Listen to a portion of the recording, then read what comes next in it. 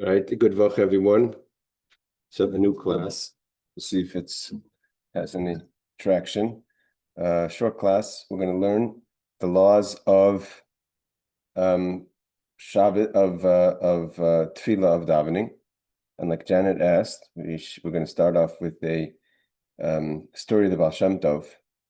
So the story of the Baal Shem Tov I wanted to share is a story short like this. Motzaei Shabbos is accustomed to learn to tell a story of the Baal Shem Tov. So it's a story that happened with a fellow called Rebbe Vigdor, who came to the Baal Shem Tov and brought him a gift. The Baal Shem Tov was very gracious and very grateful for the gift that was brought to him by this Rebbe Vigdor, and he asked him if he would like that if he could bless him with anything, if he could bless him with some parnasa, with wealth, with helping in his finances. Baal Shem Tov was a big tzaddik, a righteous person. And the Rebbe Vigdor says, no, thank you. I don't need it. I have a lot of fields. I have a lot of business. And hold on. Let me just send the link. Hold on a second.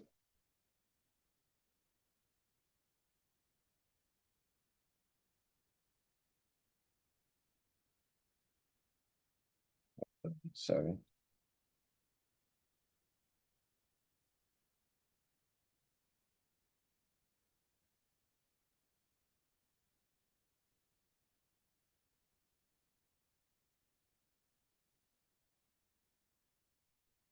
Again, so this Rebbe Vigdor gives a gift to the Baal Shem Tov, and the Baal Shem Tov tells him that, hey guys, sorry about that. I don't know. I forgot to change to the regular class. It's a new class, the regular class setting. So this Rebbe Vigdor, we're telling the story of the Baal Shem Tov. Janet asked. It's customary in Motzaei Shabbos to tell a story of the Baal Shem Tov. So this is a story about 300 years ago. This fellow Rebbe Vigdor comes to the Baal Shem Tov to give the Baal Shem Tov this beautiful gift, and the Baal Shem Tov offers to reward him with any kind of blessing he would like. And he says, can I help you with parnasa? He says, no. Arrogantly, he says, I'm a very wealthy man. I have more than I need. I don't need any help. He says, can I bless you with your family, your children? No, my children are well behaved and they give me nachas. We're very happy. We're good. So he says, can I at least ask you to do me a favor? So he says, sure. He says, I want to know if you could deliver for me a letter to the head of the charity in the city of Brody. So he says, sure, I live in Brody. I'll give it to the head of the charity in Brody. So the Baal Shem Tov writes a letter, gives it to him, puts it in his pocket, and he goes home. 16 years pass, and all of a sudden, the fortune of this Avigdor turns, and one thing happens after the next, and eventually he becomes extremely poor. He has to sell everything. He's evicted from his home. He has to even start selling his private things just to be able to pay for day-to-day life. And he starts eventually to sell off his clothing. Comes one day and he's about to sell this nice jacket that he used to have. And when he was a very wealthy man, and he checks the pockets to make sure he's not throwing anything out. And he finds the letter of the Baal Shem Tov that asked him 16 years before to deliver this letter to the head of the charity of the city of Brody. And he says, oh yeah, I forgot to deliver the letter. So he runs out panicking to the street, and he meets a friend, and he says, and he sees the letters addressed to a Mr. Tzadok, head of the charity committee. So he comes running out, and he says, finds a friend of his on the street. He goes, you know where Mr. Tzadok lives? So he goes, you mean Mr. Tzadok, the head of the charity committee? He says, yes, that's him. He says, the one who was just appointed today, the head of the charity committee. He goes, I guess, who is he? He says he was a poor tailor that could barely make ends meet. Eventually, he caught the attention of the nobleman, and he starts to make uniforms and suits for the kings and for the princes, and he becomes a very wealthy man, and he became a member of the community, a very long-standing member of the community, and he was appointed just now, I was in Shul, he was appointed this morning, head of the charity committee. So he thinks it's a bit strange. He has a letter from the Baal Shem Tov addressed to Rabbi Tzaddik from 16 years before. He doesn't question Baal Shem Tov. He runs into the room, and he says to the synagogue, and he sees this Reb Tzaddik. He says, "You Reb Tzaddik, the new appointed head of the charity committee?" He goes, "Yes." He goes, "I have a letter from you from the Baal Shem Tov." So they find it both very fascinating. They open the letter, And in the letter, Baal Shem Tov addresses Mr. Tzaddik like this. He says, today, Mazel Tov, you've been appointed the head of the charity committee. The person who's delivering you this letter, his name is Mr. Victor, who was once himself a very wealthy man. And he was also very arrogant, and he lost everything, but he's ready to start again to learn from his past arrogance. I'm asking you to please help him, because you're the head of the charity committee, to get him back on his feet so he could start his businesses again.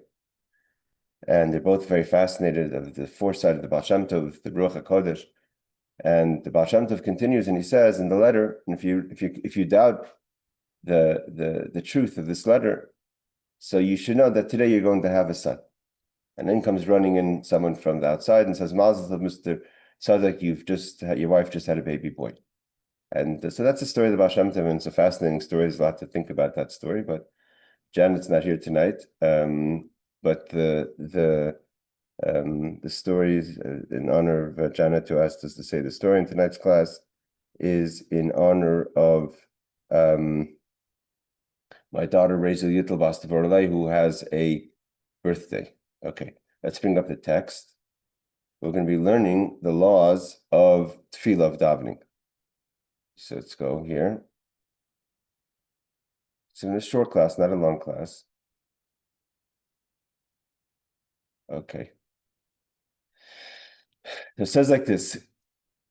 Quotes the Shulchan Aruch quotes as follows. Chsiv, it says, Hi koin likras alekecha Yisrael, that prepare to meet your God, O Israel.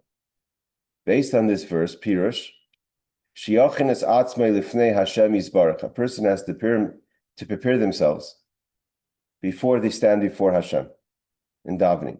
Meaning, Sheyalbish es atzmei b'malbushei kavod. You can't just wear any clothing when you go to shul or when you daven. You should put on respectable clothing. And certain shuls have actually bylaws with regard to how you could either enter the shul or if you could daven to lead the congregation. Imagine how would you dress if you were standing before an important high official. Okay, so the Shulchan Aruch has, even if you're not going to shul for whatever that reason is, and you're davening at home, b'yichidus, alone, make sure you're dressed appropriately. Of course, tznius, and also just in a respectable way. And those who have the custom to belt themselves, consider them have the custom to wear the outside, the gartel. So, you cannot daven until you belt yourself. You have to put on the gartel, the belt, which is an idea of the belt is separating your heart from your lower parts of your body. So the parts of your body that kind of deal with extremely mundane things to separate from your heart when it comes to davening. So you should have kind of focus. There are those who don't use a gartel, they use the belt that they're wearing. But if you're a person that's accustomed to especially belt yourself, and there's verses to support that, is aside for being like the Kohen, etc., then you should do that before you daven. Okay, just the quotes in footnote number 1. He gives us the reference of the pasuk of Ahikoin Likras Elekach Yisrael. He says like this: Toiv litein tzedakah koin matfilah. It's good. It's a good custom. And it's a good idea to give charity before we start davening. This is a known custom, and the Rebbe was very makbid to suggest that a person should give tzedakah, he or she, before they daven. It's not a lot. You can put in a few coins in the pushka. I saw the Rebbe say before davening, you should put in 3 coins. Shenemar, like it says, to support this, there's a verse that says, Ani bit tzedek, from the word tzedek, it's righteousness, but also could be used for tzedakah. Echsa panecha, I will behold your presence. So when we look towards Hashem, we're ready to talk to Hashem, but tzedek, we come with tzedakah. Gam yikabel elav koidim kol tefilah mitzvahs v'hafta recha kamocha. It's also the custom to a person commit to the renowned mitzvah of loving your fellow Jew. To make that commitment, and we have also in Chabad, we have the Hareini Mekabel Elai mitzvahs asay shel v'hafta recha kamocha. It's part of the davening we say before the matogim. V'yichavin, and when you say when you take upon yourself to love every Jew as yourself, So this says you should have a certain kavan, you should have certain intentions, which is le'ehoiv es kol echad misrael kenafshe. You should love every single one of the Jewish people as you love yourself. If there's separation, God forbid, between the hearts of the Jewish people here below, there's no unity above. But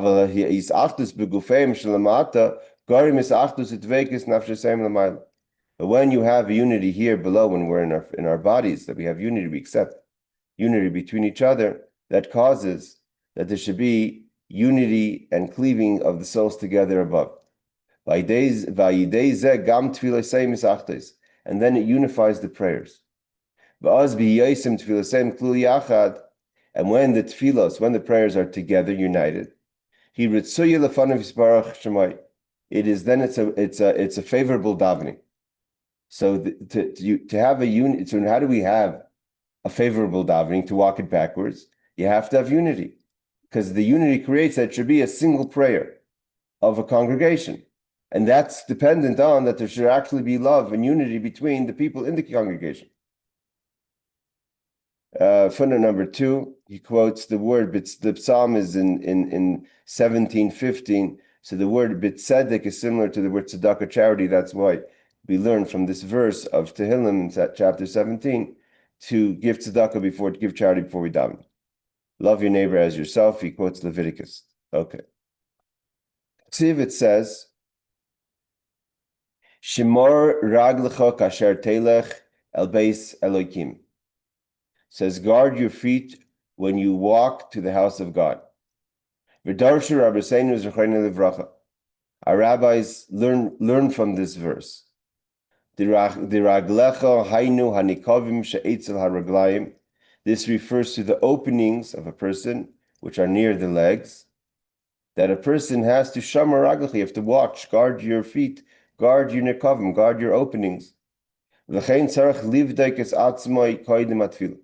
Person has to check themselves if they need to go to the restroom, to relieve themselves. Make sure you do it before davening. You have to make sure that you take care of that before davening. It's part of there's a verse that says you shouldn't daven if you need to go to the restroom. If you have to check if you have to go to the restroom. And if you feel that you need to go to relieve yourself even just a little bit, it's forbidden to daven. It's even forbidden to teach Torah or to speak Torah, to learn Torah. As long as your body, so to say, hold on, Rebecca, when your body is meshukatz, means really kind of in an unclean state, meaning you need to relieve yourself. Until you relieve yourself. Yes, Rebecca, you're on mute. What about like if someone's in the middle of Shmona Esrei and only then they start to have an urge that they need to use the restroom? Do they need to stop in the middle of Shmona Esrei, or could they finish and then go? Yeah, I think he's gonna address some of these questions as we go further in this law. So Okay. let's see. We'll go back. He Okay. says ubediavad. Bediavad means if you're ready praying, and you have to go to the bathroom. This is the question you just asked. If he or she's able to figure, if you can walk 1 hour and a fifth in such a situation, tefilah say tefilah, then it's considered a davening. Means if you've started to daven and you need to go to the restroom, but if you feel that if you had to hold yourself in, you can hold yourself in for an hour and a fifth, right? So ve'im lav, and if not, if it's pressing, afilu b'diavad imispal, even if you prayed tefilah say te'eva, he calls it a very strong term. Your prayer is an abomination. You have to daven again. Let's just finish the law. And there's those who say, there's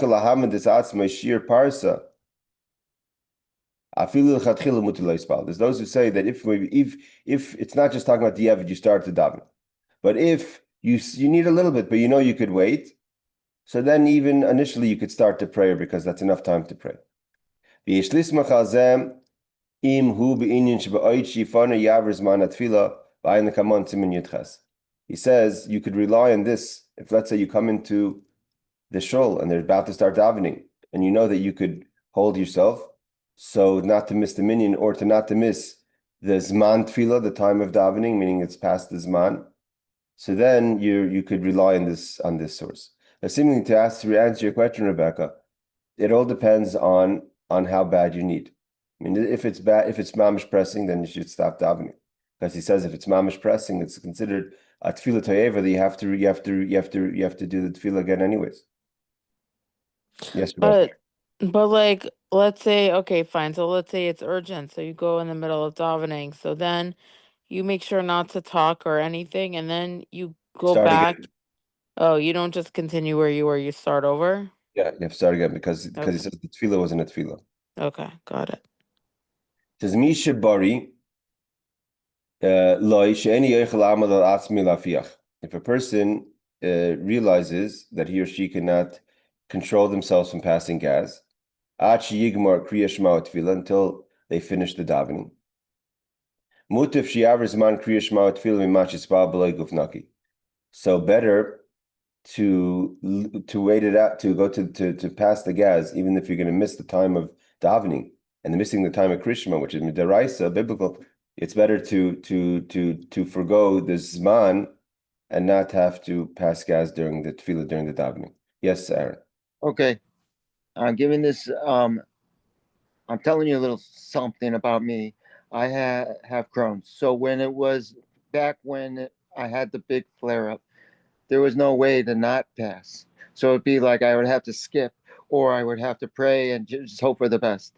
Can't sit in the bathroom, and it wouldn't. I don't have to go to the bathroom. I just have gas. So what do you do? So he's well. There's another question also. There's the question of tefillin. To wear, you're not allowed to wear tefillin when you have to pass gas. So no, we're talking about like if you feel if you can't control yourself in passing gas, you can't wear tefillin. Some people who suffer from that, you have to speak to your rabbi to get exactly a psak, but to only put on tefillin mamish for Shema and Shemoneh Esrei, and not to wear the tefillin the whole day, the whole tefillah. And if you're uncomfortable doing that in public, so you would speak to your rabbi to find out what he would paskin. But yeah, you would have to make sure that when you're not passing gas while you're davening. You have to wait till you have that kind of a feel like you have a good moment, even if it's past the time of davening, even if it's past the minyan. Now let me ask you. Go back to the dressing. So in my shul, I don't mind, and the rabbi doesn't care if we wear shorts, but I won't go into a shul with sandals like you see in Israel. Okay, so the point is that it happens in the summer. I'll be at the beach, and then I'm coming home, and somebody will come up. We need you for a minyan, and I'm like, I'm not appropriate. I'm not going to your shul, and they say we don't care. We need a minyan, and if you're wearing sandals, no big deal. We won't say anything. We won't look. And I'm like, no, and I say no, but I know there's a mitzvah of making a minyan, and I needed to pray. It's not like I already prayed. I would have gone home, changed, and gone to pray. But what would you do in that situation? Um, so that's a good question. That's a good question. I mean, let's just go back a second and see the wording over here. It says, there's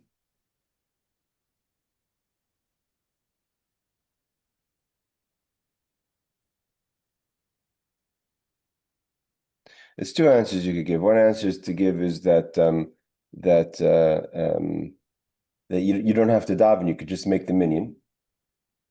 So that's the prohibition is not to walk. It doesn't say to walk in the synagogue. It says to daven, to pray. So if you're conscious about it and uncomfortable, and that's not the way you're doing things, so you could sit there and not pray, but you make the minyan.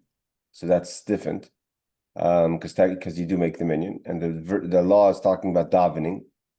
So although you could say, well, I'm creating the atmosphere of davening, but it's not the same. It's not exactly the same thing. There are many cases where people come and join a minyan to be a 10th person, a 10th man, even if they're not davening or if they davened already.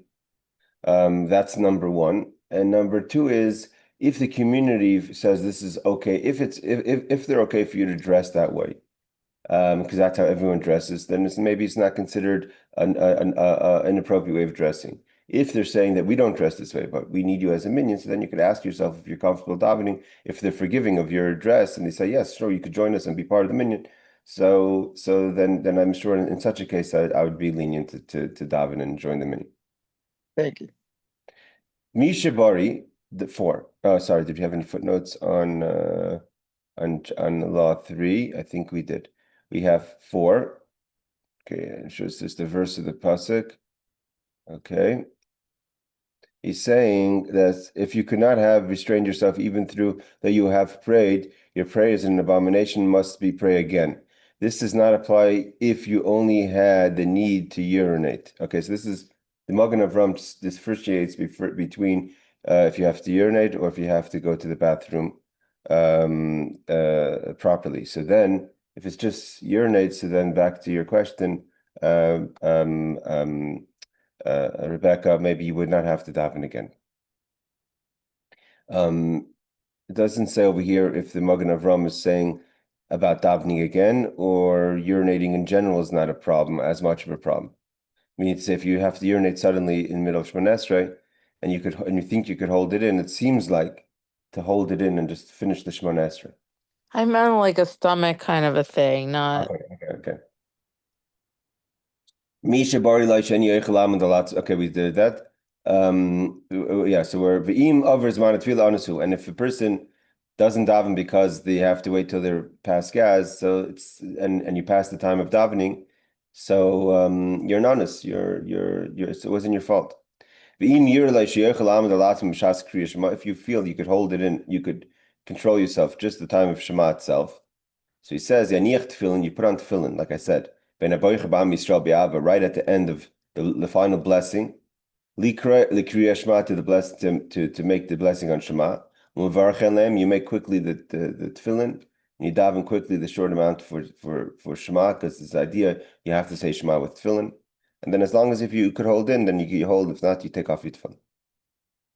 Okay, footnote number 7, he says, then the prayer with an unclean, so he says it's preferable to let the period of Shema and Amidah elapse rather than pray with an unclean body. However, the later poskim agree that you should recite Shema and say the Amidah in their proper time, but without tefillin. So this is answering what we said to Aaron, that if you can't control it, so just say the davening, the Shema and the Amidah. That's what the paskin. That's the ruling they have today. Even if you can't control yourself to pass gas, but you're not in tefillin, so it's not as severe.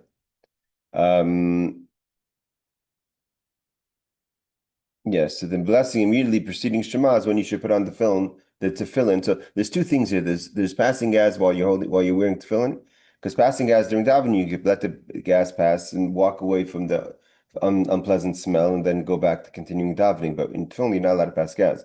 So he's saying that it's better to just daven without tefillin than to daven with tefillin and obviously pass gas, or to wait until the time passes. Yes, Aaron. What if it doesn't smell? Because some people pass a lot of gas without smell.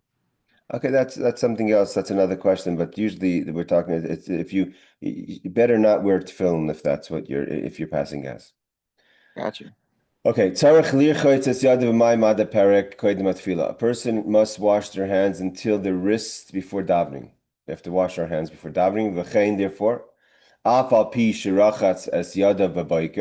even if you washed your hands in the morning before davening, if you touched something that was unclean, meaning places that you usually cover, that are covered in your body, you touch it, scratch under your armpit, etc. That there is sweat, accumulated sweat. If you scratched your hair, or if you didn't wash your hands, negelvasser, up until the wrist. You have to wash your hands again before davening. But if you don't have water, so you have to walk back 1 mil if you're on the way somewhere. So you're going back So you have to like kind of losing what you've walked. You would have to walk up to a mill. And if you anyways going forward, wait, you could walk as much as 4 mil to wait to daven until you find water. But what happens if you're going to do that walking, looking for water? It's going to pass the time of davening or pass the minyan. So then you could then in that case you could clean your hands on a stone or earth or something that a towel or something you could just wipe your hands. It says, I will wash my hands in purity. I will wash in water if possible. If not, then I will. Means what the Kitzur Shulchan Aruch is saying is that we learned the verse to mean two statements. First is erchatz. I'm going to try to wash my hands with water if I can. If not, then I'm going to do anything binikoyin, anything that will clean my hands, which could be even dirt or rubbing on a stone, etc. Okay, this idea, sometimes you see people, if they don't find water, maybe some people are less careful in trying to look for the water, but they'll rub their hands on wood or something like that. Okay, footnote number 9. A mil is the distance of 2,000 cubits. So it's quite a walk. This applies if to one on a journey, but when not on a journey, that's only a person who's walking. What about a person who's just in the shul or just at home? You need not go more than a mil in searching for water. So you don't have to go more than, let's say, 3,000 feet. So looking for water. Number 10 is, he quotes the verse, and number 11, he says, see the Masech, the Gemara Maseches Brachas. Let's do one more law. Let's say a person did wash their hands in the morning when they woke up properly up to the wrist. But you can't check, you don't know for sure if you made your hands dirty. It means between waking up and davening is a bit of time, and you weren't conscious if you touched something or you didn't touch something. But because you didn't pay attention, you kind of left your awareness about your hands. Even if you're studying in between. At that time when you're learning, you're paying attention to the learning, you're not really concentrating on what's happening with your hands. So then you should wash your hands. Again, even if you don't know if you touch something, better wash your hands before davening. But if in this case, when you did wash your hands in the morning, and you're not sure if you touched something that would make your hands unclean, so then if you have water available, good. If not, then you don't have to start searching for it. If you don't have water available, and if you're going to start looking for water, hold on, Aaron, you're going to miss the minyan. So so then just rub your hands and whatever you can. With the community, with the minyan. Yes, Aaron. Do all the washing that you're supposed to do when you first get up. But then the second thing you do is get dressed. So then you have to wash your hands, right? Because you're getting dressed. Yes, I mean, if you're getting dressed and you touch parts of your body that are usually uncovered, then yes, you should wash your hands again. So the act of getting dressed is automatically washing your hands. Now, yes. Okay, now they told me, or I read this, or I heard this, there shouldn't be dirt between you and your tefillin. So does that mean you should take a shower before? Because you always have a little dirt or sweat. No, we're talking about more, we're talking about dirt, not a lot. There's nowhere it says you have to shower before davening. You have to. There's the idea of the mikvah, obviously. They go to purify yourself. As far as cleanliness goes, if you're dirty, if you have a chatzitza, something that separates, it has to be something solid, not something that's just micro that can't be seen from the naked eye. Okay. Yes, Rebecca. If you like scratch your head in the middle of davening, do you need to go wash your hands? From what it says here, yes. If the water's in the case there, you have to look for water because that's one of the places that he describes as touching things that make your hands unclean. Just to say this, my rabbi says, you could just touch the wooden bench if you just touch your head, and that would be suffice. That's why I said this is what it says here, because I've seen that's the custom. People or part of the minyan that they won't go out and wash their hands; they'll rub their hands on wood on the bench here. Okay, all right, ladies and gentlemen, thank you for joining this class. I don't know what happened with the link. I think I forgot to put on the link for the class, so I wonder if that's why the others who said they would come didn't. But either way, next week we'll make sure to watch for that.